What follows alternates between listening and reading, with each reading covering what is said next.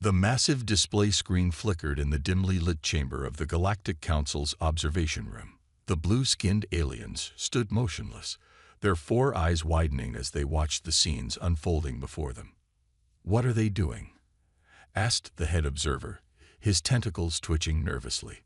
On the screen, a human figure jumped from the edge of a cliff, plummeting through the air with nothing but a thin fabric attached to their back. The aliens watched in horror as the fabric expanded into what they would later learn was called a parachute.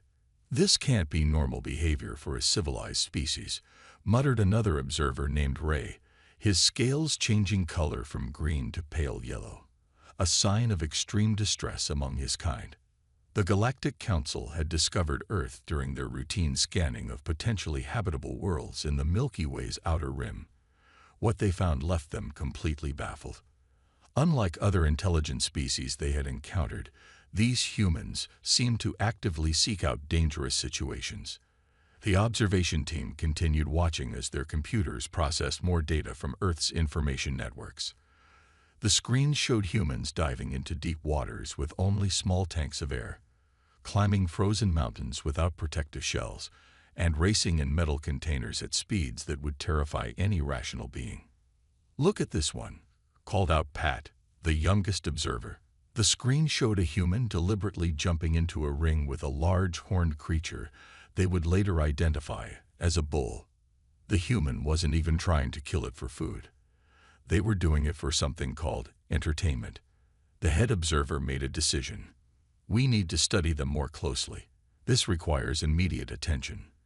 His voice carried the weight of authority that came with 300 years of experience in studying new species. Within hours, a scientific team was assembled. The best xenobiologists, behavioral experts, and survival specialists from across the galaxy were called in. Their mission: to understand how and why these humans could survive such reckless behavior. The team's ship, disguised using the latest cloaking technology, entered Earth's atmosphere under the cover of darkness. They established their base in a remote forest area, close enough to observe human settlements, but far enough to avoid detection. "The preliminary data suggests they have only one heart," reported the chief medical officer, Doc. "One heart. And their bones are solid calcium structures that can actually break and heal again. It's primitive but somehow efficient." The team watched in fascination as humans went about their daily lives. They observed children, young humans, climbing trees and falling down, only to get up laughing. They saw adults willingly entering buildings that artificially simulated high temperatures for something called a sauna. "Most peculiar," noted the head observer in his initial report to the council. "These humans appear to have no natural fear response to many situations that would trigger survival instincts in other species. They actively seek out activities that raise their adrenaline levels, a hormone that in most species indicates extreme danger." As the first day of observation drew to a close, the team gathered to compile their findings. The humans had already broken 17 universal laws of species survival, ignored basic safety protocols that even the most primitive spacefaring races followed, and demonstrated an almost suicidal lack of fear.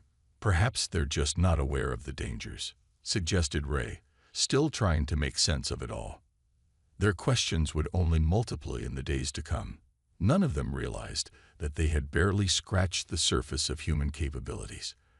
The real shock would come when they discovered what humans considered extreme sports.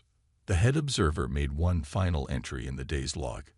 "Initial observation of species 7742b, designation humans, raises serious concerns about their classification as an intelligent species. Their survival despite their behavior defies all known universal constants. Further study is imperative. This could change everything we know about evolution and survival in the galaxy." As the alien research team settled in for their first night on Earth, somewhere nearby, a group of humans was planning to go bungee jumping the next morning. The universe, it seemed, had a sense of humor after all. The alien research team started their second day of observation before Earth's sun had risen. Tom, Their lead scientist, who had chosen an Earth name for easier record-keeping, watched in disbelief as humans began their morning routines. "They're voluntarily consuming a known toxin," Tom exclaimed, his antenna twitching as he observed humans through their advanced surveillance equipment. "The brown liquid they call coffee contains enough stimulants to send a Galactic Council member into cardiac arrest." But that wasn't even the strangest part of their morning observations. The team watched as humans consumed their breakfast, which included items that made the aliens' stomachs turn. Some humans were eating capsaicin, a chemical compound that caused burning sensations, and they appeared to be enjoying it. "Look at this data," Doc said, pointing to their biological scanners. "They're not just tolerating these toxins, their bodies have adapted to crave them. Some humans actually show withdrawal symptoms without their morning coffee." The research team moved their observation point to what humans called a gym. What they saw there left them speechless. Humans were voluntarily putting their bodies under extreme stress, lifting heavy weights and running on machines that went nowhere. "They're deliberately tearing their muscle fibers," Ray noted, his color shifting to a concerned purple. "But instead of dying, they grow stronger. Their bodies repair themselves and adapt to become more resilient." The team's medical officer was particularly fascinated by human recovery abilities. They had witnessed a human fall and scraped their knee. Instead of requiring immediate medical evacuation, the human simply cleaned the wound, covered it with a small adhesive strip, and continued their activities. "Their healing factor is remarkable," Doc reported. "They can recover from injuries that would be fatal to most species: broken bones, torn muscles, even internal organ damage. They just heal and continue their reckless behavior." By midday, the team had compiled a list of what they considered suicide-level activities that humans regularly engaged in: drinking hot liquids that would scald most species, eating foods containing dangerous levels of sugar and fat, exercising until their muscles burned with lactic acid, staying awake for extended periods using stimulants, deliberately exposing themselves to UV radiation for aesthetic purposes. "The most baffling part," Tom said during their afternoon briefing, "is that they do all this while being fully aware of the risks.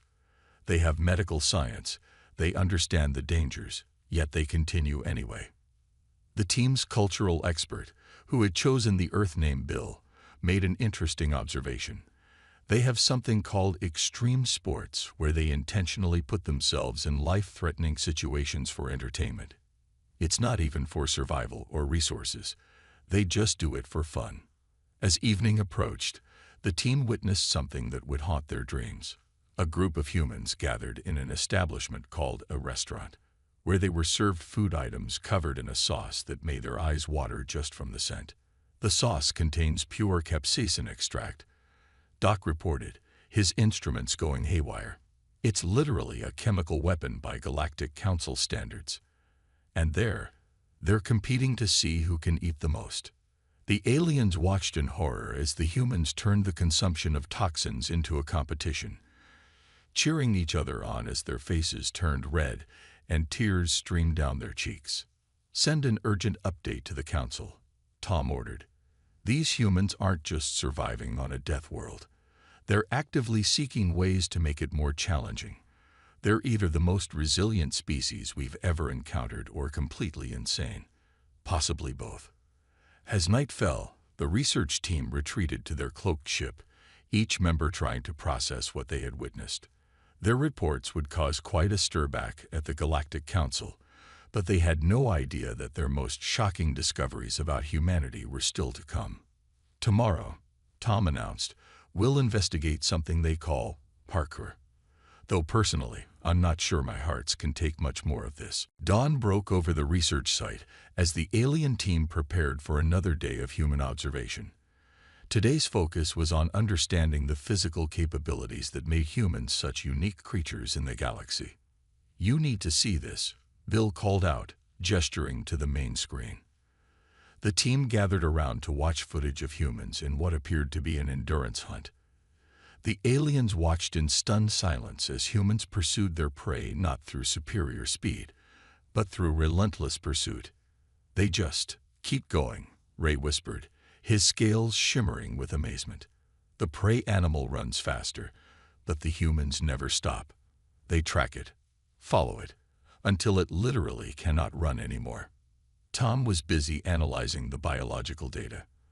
Their thermoregulation system is unlike anything we've seen before. They cool themselves through millions of sweat glands. While other creatures must stop to cool down, humans can maintain pursuit for hours, even in extreme heat. The team's discovery of human endurance was just the beginning. As they dug deeper into human biology, they found more startling adaptations. Humans could heal from injuries that would be fatal to most species, regrow damaged tissue, and even strengthen their bodies through controlled damage. Look at this footage from their historical archives, Doc said, pulling up images of human medical procedures. They discovered they could survive having organs removed. They even learned to transplant organs between different humans. The concept would be considered insane in any other species. But it wasn't just physical resilience that set humans apart. The team's psychological expert, who had chosen the name Max, made an even more startling discovery about human mental capabilities. Their psychological resilience is off the charts, Max reported, displaying brain scan data. Humans can endure emotional and mental trauma that would shatter most species' minds, yet they adapt and often emerge stronger. They have something they call humor, which they use to cope with almost anything. The team watched as humans turned their most terrifying experiences into something called jokes. They found ways to laugh at their own mortality, made light of their fears, and even used humor in life-threatening situations. Most fascinating is their ability to form bonds through shared hardship, Max continued. Instead of avoiding dangerous situations, they often seek them out together, strengthening their social connections through what they call shared experiences. As the day progressed, the team documented more remarkable human traits. Their ability to adapt to almost any environment on their planet. Their capacity to learn from mistakes without being traumatized by them. Their strange habit of attempting impossible things simply because they can. There's something else, Tom added, reviewing their latest data. Humans don't just survive these challenges. They seem to thrive on them. The more difficult their circumstances, the more innovative they become. The team watched as humans turned their predatory nature into art forms. What started as hunting became dance. Fighting evolved into sports. Their drive to explore transformed into science and space travel. They're not just surviving anymore, Bill observed. They've taken their basic survival traits and turned them into cultural achievements. It's as if they got bored with just staying alive and decided to make it interesting. Ray, who had been quiet for most of the day, suddenly spoke up. Should we be worried? A species with this kind of resilience that actively seeks out challenges and grows stronger from them. Tom considered this for a moment. They don't seem aggressive unless threatened. But their potential, it's unlike anything we've seen before. They're capable of adapting to almost any situation we could imagine. As the day drew to a close, the research team prepared their report for the Galactic Council. How could they explain a species that not only survived on a death world, but turned survival itself into an art form? Add this to the final notes, Tom said. Humans appear to operate on a completely different paradigm than any known species. They don't just adapt to their environment. They adapt their environment to themselves, and when that's not enough, they adapt themselves further through sheer determination. Little did they know, their most shocking discovery about humanity was still to come. The alien research team had established a perfect observation post near a human park, their advanced cloaking technology making them completely invisible, or so they thought. None of their sophisticated equipment had prepared them for the uncanny perception of a human child. "Hey, why are you all blue?" a small voice asked. The team froze in terror. A human child, no more than 7 Earth years old, was staring directly at them, holding what appeared to be a frozen sweet substance on a cone. The aliens' hearts raced as their worst nightmare had come true. They had been discovered. Tom, the lead scientist, frantically checked their cloaking systems. Everything was working perfectly, yet somehow this young human had seen right through their technology. The child showed no fear, just pure curiosity, licking the ice cream cone while waiting for an answer. "You look like the characters from my cartoon shows," the child continued, completely unfazed by their alien appearance. "Want some ice cream?" The research team exchanged confused glances. According to all their studies of intelligent species, a juvenile encountering unknown creatures should have triggered an immediate fear response. Instead, this human child was offering them food. "Our cloaking technology is rated for Class 9 planetary observation," Ray whispered, his scales shifting to a pale yellow in distress. "How can she see us?" The child stepped closer, extending the ice cream cone. "It's vanilla. Do aliens like vanilla?" Doc quickly scanned the offered substance. It's a frozen mixture of dairy products, sugar, and artificial flavoring. The temperature alone should make it unpalatable to most species. "I have more at home," the child said cheerfully. "My mom bought a whole box. You can all have some if you want." Tom, trying to maintain some semblance of protocol, cleared his throat. "Young human, you should be experiencing fear right now. We are unknown entities." The child shrugged. "You don't look scary. You look like my stuffed toys, just bigger and bluer. Are you studying us? My teacher says we should always help people who are learning." Bill, the cultural expert, was frantically taking notes. "This is unprecedented. Not only has the child breached our security, but she's displaying advanced diplomatic skills without any training." "Do you want to see my treehouse?" the child asked, pointing to a wooden structure suspended between two trees. "I built it with my dad. Well, mostly my dad. I helped hold the nails." The aliens watched in horror as the child demonstrated how she climbed up to the treehouse, a height that would seriously injure most young creatures if they fell. She showed no concern for the danger, even hanging upside down from a branch to wave at them. "The casual disregard for personal safety appears to start at an early age," Max noted, documenting the behavior. The child finally came back down and approached them again. "Want to see something cool?" Before they could respond, she pulled out a small container from her pocket. Inside were several insects. "These are my pet bugs. I caught them myself. This one's a spider. Most of my friends are scared of spiders, but I think they're neat." Tom's report that evening was filled with unprecedented observations. Human children can perceive through advanced cloaking technology. They show no inherent fear of unknown species. They actively collect and handle creatures that other humans fear. They demonstrate immediate trust and willingness to share resources. They climb to dangerous heights for recreation. "Should we modify the child's memory?" Ray asked, following standard protocol for accidental contact. Tom shook his head. No one would believe her anyway.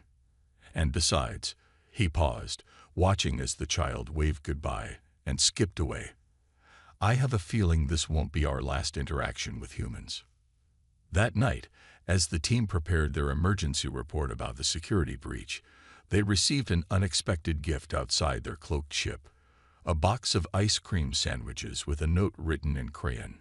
"Dear blue people, these are better than cone ice cream because they're not drippy. P.S. Your invisible spaceship is really cool." The Galactic Council would need to completely rethink their approach to human observation. They weren't just dealing with a physically resilient species. They were dealing with beings whose young could breach their most advanced technology through sheer innocence and curiosity. The Grand Chamber of the Galactic Council erupted into chaos as Tom's research team presented their findings about humans. The massive holographic displays showed scenes that made even the most seasoned council members squirm in their seats. "This report cannot be accurate," declared the High Counselor, his crystalline form flickering with distress patterns. "You mean to tell us that humans intentionally jump from perfectly functional aircraft?" Tom stood firmly before the council, his blue skin darkening with determination. "Not only do they jump from aircraft, but they consider it a recreational activity. They call it skydiving. Some even do it without proper safety equipment, which they call base jumping. The chamber filled with horrified whispers as footage plays showing humans participating in various extreme activities. Scenes of people surfing massive waves, climbing sheer cliff faces without safety equipment, and willingly entering fighting competitions flashed across the screens. But that's not even the most alarming part, Doc added, stepping forward. Their bodies are capable of adapting to almost any environment. They can survive in temperatures that would freeze or boil most species. They can recover from injuries that would be fatal to others. And most shockingly, they appear to enjoy testing these limits. A council member from the science division raised an appendage. What about the incident with the human child? How did it penetrate our most advanced cloaking technology? We believe, Tom replied carefully, that human children possess a unique form of perception that isn't limited by conventional physical laws. They seem to operate on a different level of reality than adult humans. The council chamber grew silent as they processed this information. The High Counselor's crystalline form pulsed with deep thought patterns. And you say they consume toxins for pleasure?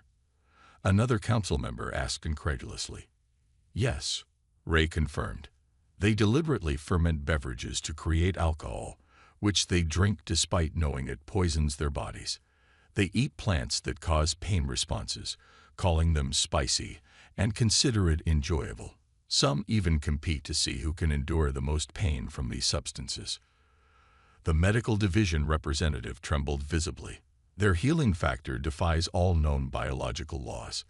They can regrow damaged tissue, strengthen broken bones to become stronger than before, and their immune system actually improves by fighting diseases instead of being overwhelmed. As the evidence mounted, the Galactic Council faced an unprecedented decision. Humans couldn't be classified under any existing category. They were too resilient to be considered a fragile species, too reckless to be considered fully rational, yet too successful to be considered primitive. We must create a new classification, the High Counselor announced. They shall be designated as Death World Species Plus, with the plus indicating their unique characteristics that exceed even normal Death World species parameters. Tom's final presentation slide caused several council members to lose their color entirely. It showed humans participating in something called an Iron Man triathlon. They swim in open water for hours, immediately followed with lengthy cycling, and then run a full marathon. Tom explained, not for survival, not for resources, but for the achievement itself. They call it pushing their limits. The High Counselor's voice wavered as he spoke. Are they aware that most species in the galaxy cannot comprehend this behavior? They have no idea other intelligent life exists, Bill answered. They simply assume this is normal behavior for advanced species. The council chamber erupted into discussions again.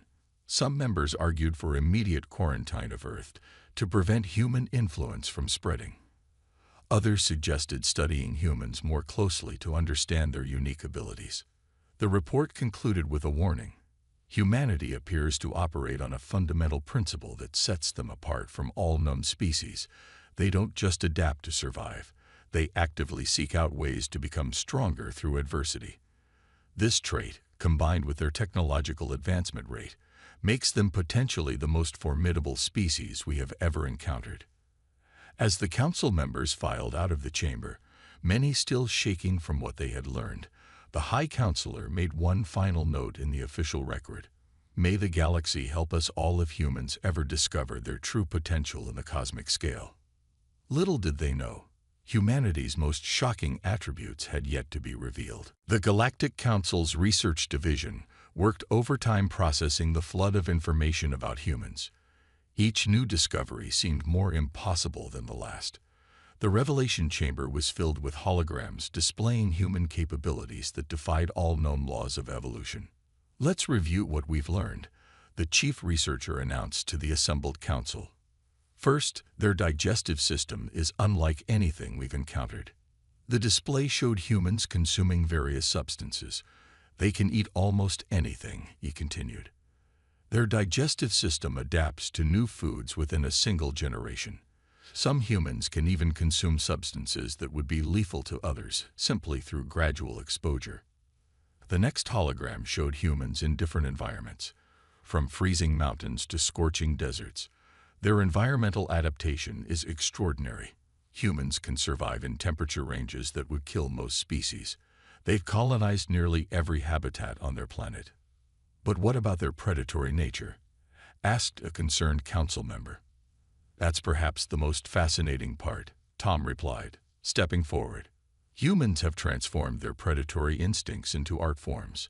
They created something called sports, ritualized combat and hunting behaviors that serve no survival purpose. They do it purely for entertainment and self-improvement. The chamber filled with murmurs as footage played showing various human sports and competitions. The aliens watched in amazement as humans deliberately chose to engage in activities that simulated danger and combat. Their bodies actually become stronger through controlled damage, Doc explained, highlighting human muscle development. They intentionally tear their muscle fibers to build them stronger. They break down their endurance limits to expand them. Every limitation we've observed in other species, humans treat as a challenge to overcome. The chief researcher activated another hologram, this one showing human medical procedures. They've even turned their understanding of mortality into a science. They can restart stopped hearts, replace failed organs, and repair severe brain trauma. Some humans have survived injuries that our medical science considered unsurvivable. But surely they have limitations, another council member asked hopefully. That's just it, Tom responded. When humans encounter limitations, they don't accept them. They invented machines to fly when they couldn't fly, devices to breathe underwater when they couldn't breathe underwater, and suits to survive in space when space would kill them. They refused to accept their biological limitations. The council watched in stunned silence as more evidence was presented. Humans could learn to thrive in oxygen levels that would suffocate others. They could train their bodies to withstand forces that would crush most species. Their problem-solving abilities actually improved under stress. They formed stronger social bonds through shared dangerous experiences. There's more, Bill added. Their young are born nearly helpless, yet they become one of the most adaptable creatures we've ever studied. Their learning capacity is virtually unlimited. They can master skills that their bodies weren't designed for, simply through practice and determination. The chief researcher's final hologram showed human space exploration efforts. They're already reaching for the stars, and they haven't even mastered their own planet yet. They're not waiting to evolve naturally. They're forcing their evolution through sheer willpower and technology. A heavy silence fell over the chamber as the implications became clear. Humans weren't just another intelligent species. They were something entirely new. A species that treated the impossible as merely improbable, that saw barriers as challenges, and that consistently proved their limitations were largely self-imposed. We need to revise our understanding of species development, the chief researcher concluded. Humans don't just adapt to their environment. They adapt their environment to themselves. And when that's not enough, they adapt themselves further through artificial means. The council members looked at each other nervously. They had discovered a species that couldn't be contained by normal parameters, couldn't be predicted by standard models, and couldn't be limited by conventional barriers. One final note, Tom added. All of these observations were made while humans still think they're alone in the universe. Imagine what they might achieve once they know they're not. The implications of that statement hung heavy in the air. The galaxy had never encountered a species quite like humanity before, and no one was quite sure what to do about it. As the session ended, one thing was clear.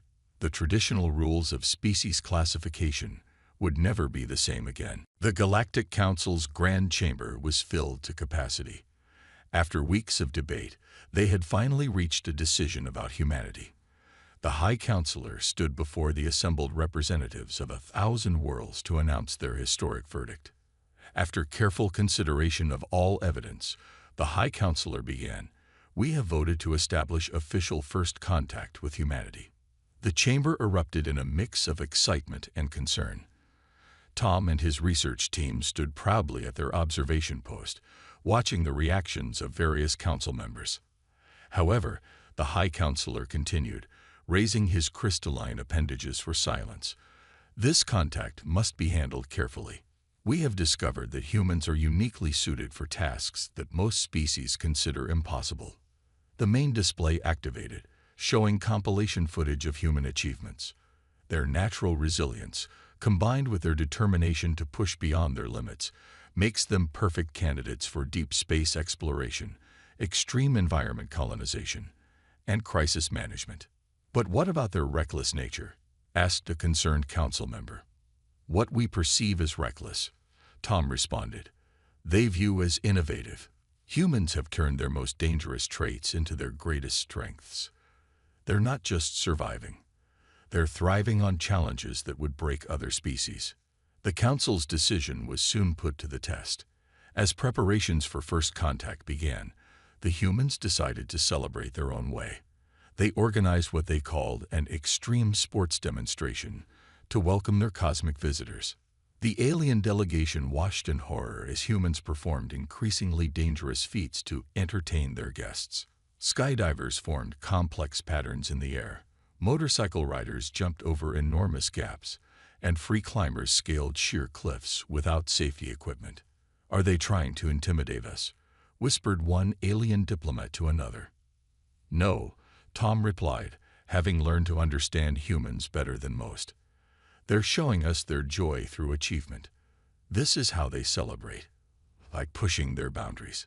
The climax of the celebration came when a human approached the alien delegation with what they called a friendly invitation. Would any of our cosmic friends like to try bungee jumping?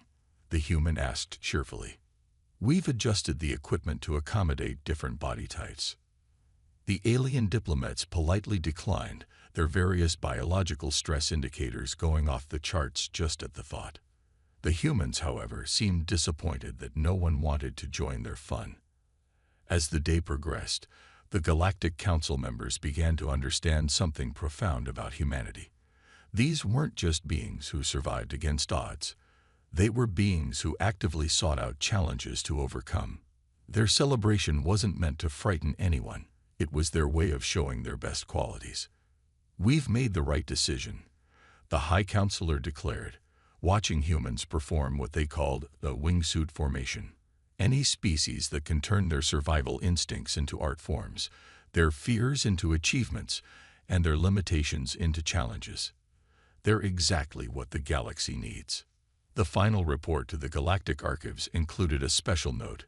Humanity's greatest strength isn't their physical resilience or their adaptability.